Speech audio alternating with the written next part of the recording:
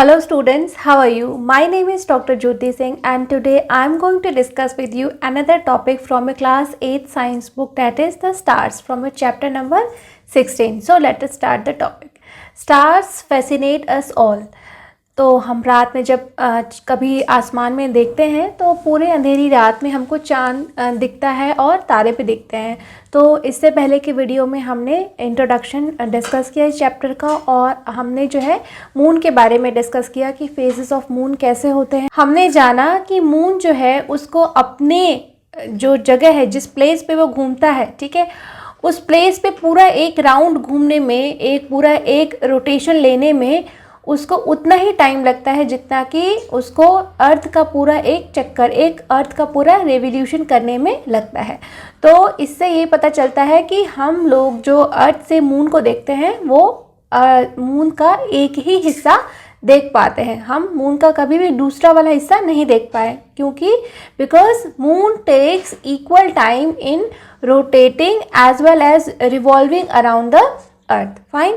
सो अब हम इस वीडियो में डिस्कस करेंगे कि स्टार्स को हम जो देखते हैं, हमने इससे पहले की वीडियो में ये भी डिस्कस किया था कि कुछ स्टार्स ट्विंकल करते हैं और कुछ स्टार्स जिसको हम देखते हैं वो ट्विंकल नहीं करते, वो कांस्टेंट से जलते रहते हैं। तो ऐसा हमने पढ़ा कि जो स्टार्स होते हैं वो ट्विंकल करते हैं और जो ट्विंकल नहीं करते हैं स्टार्स, हमें स्टार्स की तरह दिखते हैं, दे आर एक्चुअली प्लैनेट्स। ठीक है, तो इस प्लैनेट्स के बारे में भी हम आगे के वीडियो में डिस्कस करेंगे। ठीक है, so what other objects do you see in the night sky? Moon के अलावा हमें क्या दिखता है?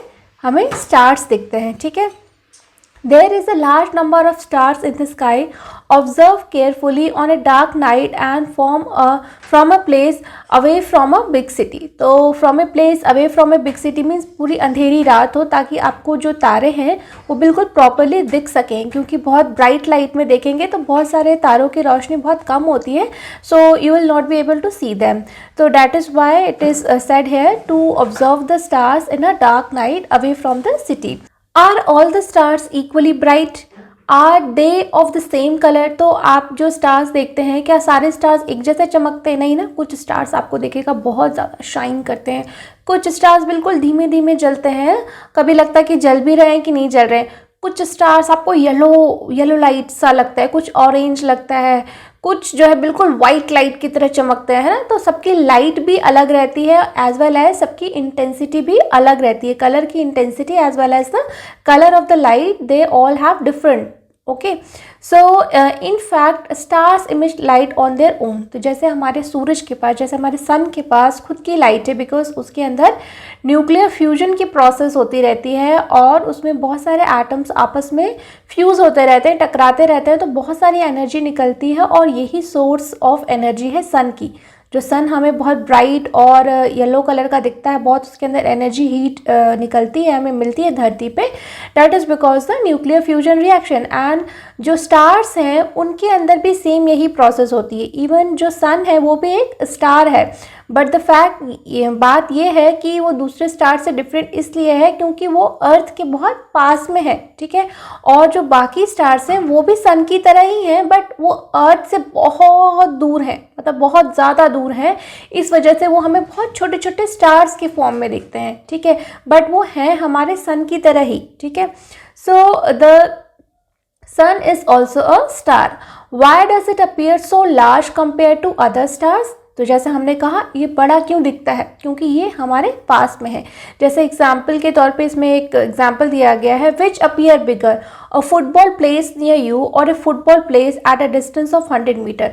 तो आपके पास दो फुटबॉल हैं, एक फुटबॉल बिल्कुल आपके सामने हाथ में रखा है, ठीक है, और एक 100 मीटर दूरी पे, 100 मीटर की दूरी पे रखा है। तो कौन सा फुटबॉल आपको बड़ा लगेगा? जो बिल्कुल आपके पास में, वो आपको साइज में बड़ा लगेगा, देखने का अंतर है, लेकिन साइज दोनों का लगभग एक जैसा ही है।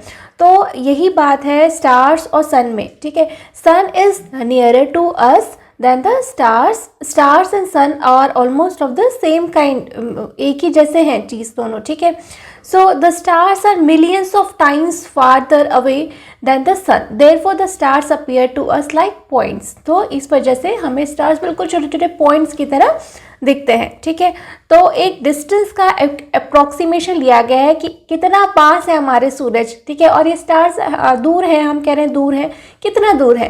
तो एक चीज़ हम पढ़ते हैं इसमें कि दूरी कितनी दूरी हो सकती है, ठीक है। The sun is nearly 15 crore kilometres या 150 million kilometres away from the earth, 150 million kilometres away from the earth. This is very large distance, okay. The next nearest star is Alpha Centauri. तो सन के अलावा हमारी धरती के आसपास जैसे हमने बहुत सारे एस्ट्रोनॉमिकल खोजें हो रही हैं आजकल, तो एक और स्टार खोज के निकाला है जो सन के अलावा हमारे पास जो दूसरा स्टार है वो है अल्फा सेंचुरी, उसका नाम है, ठीक है। It is eight a distance of about 400,000 kilometres from the earth. Can you read this distance in kilometers conveniently? Some stars are even farther away. तो ये वाला जो अल्फा सेंचुरी है जिसको हम 400 इतना सारा जीरो लगा के किलोमीटर्स में दिखा रहे हैं, ये तो सबसे पास वाला स्टार है और बाकी स्टार्स तो पता नहीं कितनी दूर है, बहुत दूर है, ठीक है, बहुत ज़्यादा दूर है। So such large distances are expressed in another unit known as light year. तो ये इतनी ज़्यादा दूरी है तो इसको इतने सारे ज़ीरो लगा करके एक्सप्रेस करना बहुत मुश्किल है। तो इस वजह से ये जो दूरी है इनको किलोमीटर्स में ना एक्सप्रेस करके, जो हम एस्ट्रोनॉमिकल जो चीज़ों के लिए जो दूरी का यूज़ करते हैं उसको किलोमीटर्स में ना एक्सप्रेस करके लाइट ईयर्स में एक्सप्रेस किया जाता है, ठीक है। अब ये लाइट ईयर क्या है? This light year is very important term, आपको एग्जाम में भी पूछा जा सकता है कि what is light year, light year क्या है, ठीक है। So it is the distance travelled by the light in 1 year. ये जो लाइट ईयर है ये it is the distance travelled by light in 1 year. अगर लाइट को चलने के लिए छोड़ दिया जाए तो एक साल में लाइट जो है कितना डिस्टेंस ट्रेवल करेगी, वो ये है 1 लाइट ईयर है, ठीक है। So remember that the speed of light is about 3 lakh kilometre पर सेकेंड। जो लाइट है उसकी खुद की स्पीड क्या है, ये भी बहुत इंपॉर्टेंट टर्म है कि लाइट की स्पीड क्या है।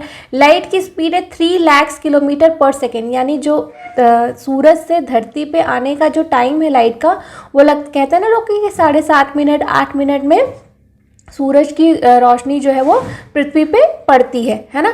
तो जो लाइट है वो 3 लाख किलोमीटर पर सेकेंड की रफ्तार से चलती है।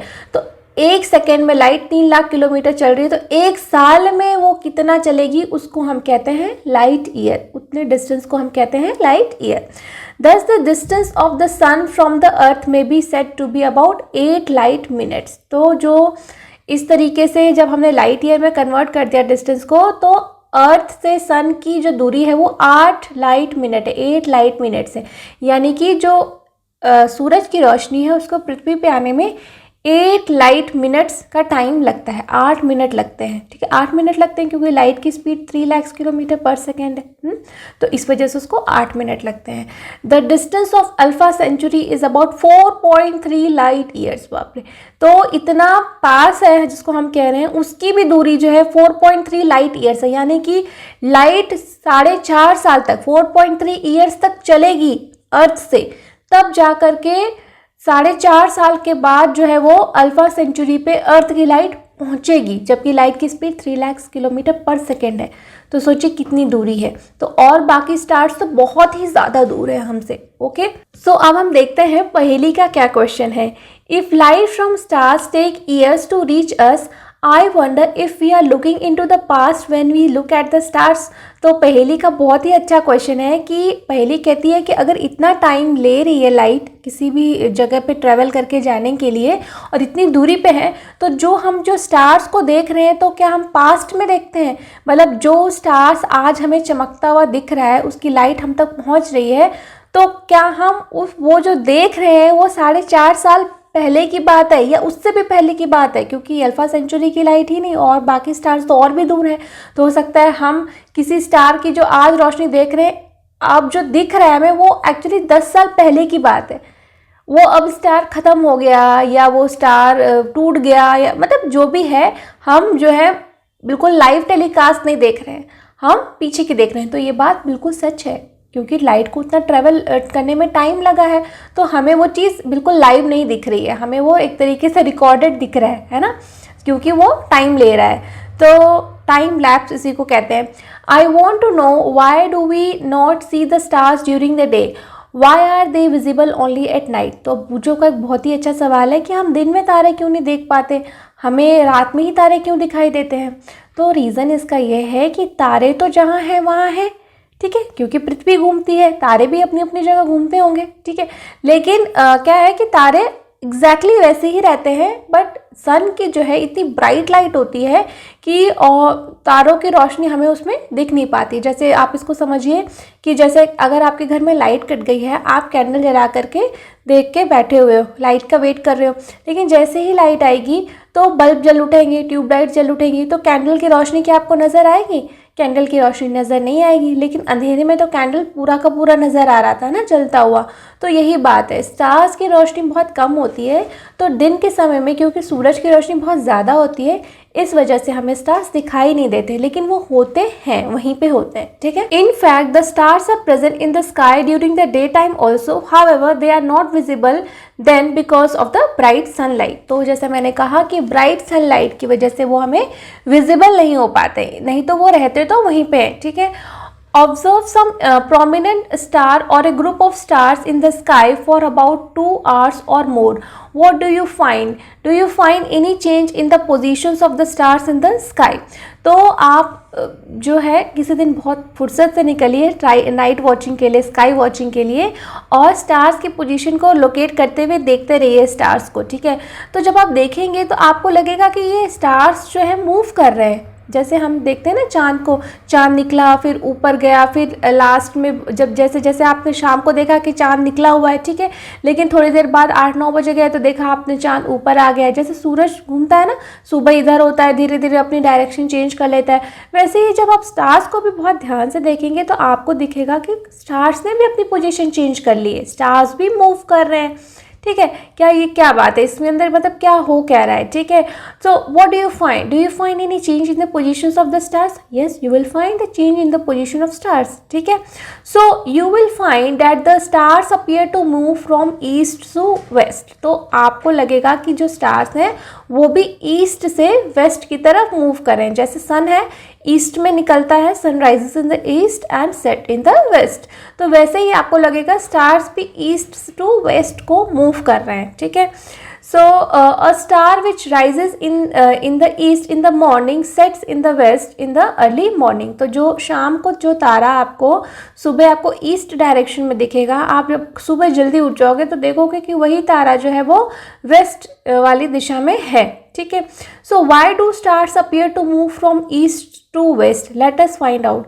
तो क्यों तारे जो है, हमको ऐसा लगता है कि तारे ईस्ट टू वेस्ट मूव कर रहे हैं, जैसे सन जो है ईस्ट टू वेस्ट मूव करता है, तारे कैसे मूव कर रहे हैं, ठीक है, इसके पीछे क्या रीज़न है?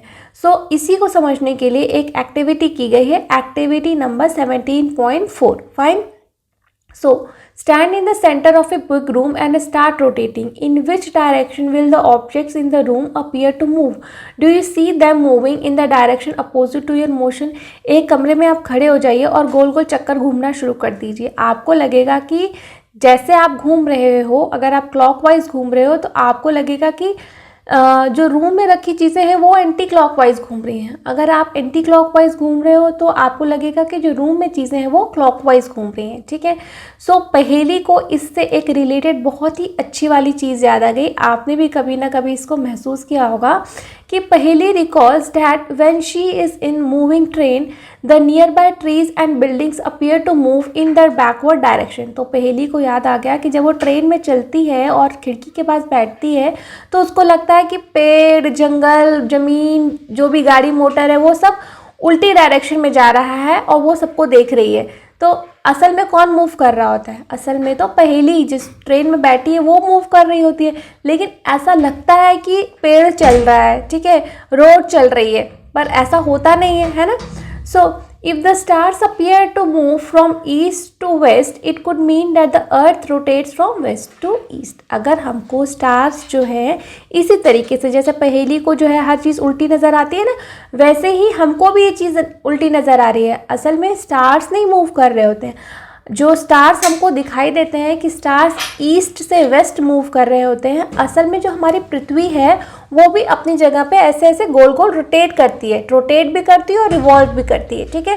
तो जब वो रोटेट करती है तो वो वेस्ट टू ईस्ट डायरेक्शन में रोटेट करती है। इसी वजह से हमें जो दूसरे ऑब्जेक्ट्स हैं ऐसा लगता है कि दूसरे object east to west rotate कर रहे हैं, ठीक है, तो जैसे हमें ट्रेन में लगता है। फाइन। सो अब जो है बूझो कह रहा है कि now I understand why the sun appears to rise in the east and set in the west as the earth rotates from west to east on its axis। तो अर्थ अपने एक्सिस पे, अपनी धुरी पे जो है वेस्ट टू ईस्ट रोटेट करती है, इसी वजह से हमें लगता है कि sun rises in the east and sets into west, ठीक है। असल में सन तो मूव नहीं करता, असल में कौन मूव करता है, अर्थ मूव करती है। फाइन। अब हम देखते हैं पहेली क्या कह रही है। My grandfather told me that there is one star in the sky which does not move at all. How is it possible? तो अभी हमने स्टार्स के रोटेशन के बारे में पढ़ा, लेकिन पहेली कह रही है कि मेरे ग्रैंडफादर ने मुझे बताया कि एक स्टार है जो बिल्कुल मूव नहीं करता, हर एक चीज़ मूव करती है बट वो स्टार नहीं मूव करता है, तो ये कैसे पॉसिबल है, ठीक है। तो एक स्टार है जिसको आप कहते हैं पोल स्टार या हिंदी में उसको कहते हैं ध्रुव तारा, ठीक है। इससे रिलेटेड बहुत सारी कहानियाँ भी प्रचलित हैं, लेकिन इसकी हकीकत क्या है इसको हम समझेंगे एक एक्टिविटी के थ्रू कि कैसे वो स्टार नहीं मूव करता, बाकी स्टार्स तो मूव करते हैं, वो स्टार क्यों नहीं मूव करता, क्यों ऐसा है उसके साथ, ठीक है। तो एक एक्टिविटी की गई है, एक्टिविटी नंबर 17.5, ठीक है। So take an umbrella and open it, make about 10 to 15 stars out of white paper, paste one star at the position of the center rod of the umbrella and others at different places on the cloth near the end of each spoke. तो इस तरह के एक एक umbrella ले लेना है आपको, ठीक है। अम्ब्रेला के सारे हिस्सों पे, जैसे यहाँ देख रहे हो ना आप, यहाँ पे यहाँ पे यहाँ पे सब जगह एक एक स्टार चिपका देना है, जैसे तारे आसमान में निकलते हैं ना वैसे, और बीचों बीच यहाँ सेंटर में भी आपको जो है एक स्टार चिपका देना है। और फिर जब इस अम्ब्रेला को आप ऐसे ऐसे रोटेट करेंगे अम्ब्रेला को, तो आप क्या देखेंगे कि सारे स्टार्स, इस स्टार की पोजीशन बदल रही है, इस स्टार की पोजीशन, सबकी पोजीशन बदल रही है, लेकिन जो सेंटर वाला स्टार है इसकी पोजीशन नहीं बदल रही है, ठीक है।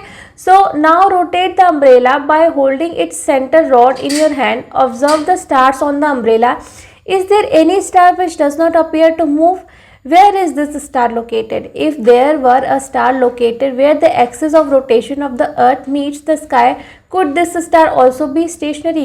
तो ये जो है, ये जो पॉइंट आप देख रहे हैं, ये वाला बीच का जो हैंडल वाला पॉइंट है, ये एक तरीके से अर्थ का एक्सिस है, ठीक है। तो यहाँ पे जो स्टार है वो कभी मूव करता हुआ ना, मूव तो वो भी कर रहा है लेकिन उसी जगह पे मूव कर रहा है, बाकी स्टार्स तो बहुत पेरीफेरी पे मूव कर रहे हैं, है ना। तो वैसे ही अर्थ के अगर पोल पे, जैसे कि अगर आप फिगर में देखना चाहें इसको, कि जैसे यहाँ पे आप फिगर में देख सकते हैं कि ये अर्थ है, ठीक है, ये अर्थ की एक्सिस है, ये जो एरो दिख रही है ये अर्थ की एक्सिस है। तो अर्थ की ये और ये वाला जो स्टार है इसको कहते हैं पोल स्टार। तो ये पोल स्टार बिल्कुल अर्थ की एक्सिस के ऊपर आया हुआ है ना। इस वजह से ये स्टार जब अर्थ रोटेट करती है यहीं पे, तो ये स्टार यहीं का यहीं बना रहता है, बाकी स्टार्स हमको लगता है कि मूव कर गए लेकिन ये स्टार नहीं मूव किया। तो वो इसलिए क्योंकि ये बिल्कुल अर्थ की एक्सिस के सिधाई में आता है, ठीक है। The pole star lies close to the axis of rotation of the earth. तो इस वजह से हमें लगता है कि पोल स्टार मूव नहीं कर रहा है, इस वजह से इसकी जो पोजीशन है वो कांस्टेंट बनी रहती है, ठीक है। So there is actually a star, the pole star, which is situated in the direction of the earth axis. It does not appear to move. तो ये आप फिगर में देख के आपने समझा, ठीक है। तो इसी को हम कहते हैं ध्रुव तारा, ये एक्सिस के पॉइंट पे है, इस वजह से हमें लगता है कि ये चीज़ नहीं मूव की, ठीक है। So I hope that you have understood this concept of stars, and still if you have any doubts then you can write in the comment section. I will surely reply. Thank you.